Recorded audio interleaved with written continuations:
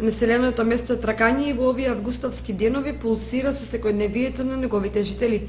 Мал дел се невработени во градот, а останатите се занимаваат со земјоделство и одгледување на стока.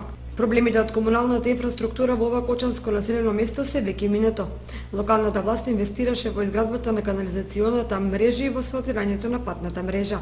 Моментално изразувам голема благодарност на градоначалник на општина Кочани, господинот Радко Димитров, благодарение на неговото залагање и на донацијата што е доделена за село Тркање, да се доизврши кракот за фекална канализација, кој е успешно изведен и да се асфалтира дел од улици во село Тркање.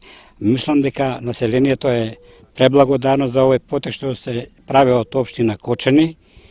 Асфалтирани се главната улица во селото Тркање и уште две главни улици кои се служат како артерии за движење на граѓаните и комплетната механизација што се движи низ селото.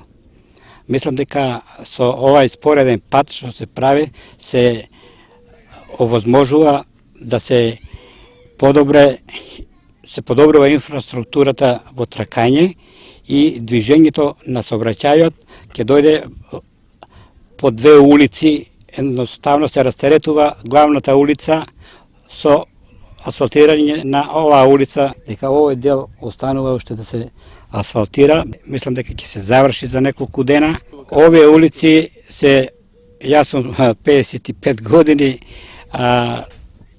гледате сами од како е настанало село Тркање, за прв пат сега се асфалтират. Со овој потек што се прави, се решава голем дел од инфраструктурата во село Тркање. Овој дел е ново населен дел, се ново изградени куќи и куќи во изградба, што значи дека луѓето се уште презадоволни со овој потек што е направен со канализацијата и со асфалтирањето на патот.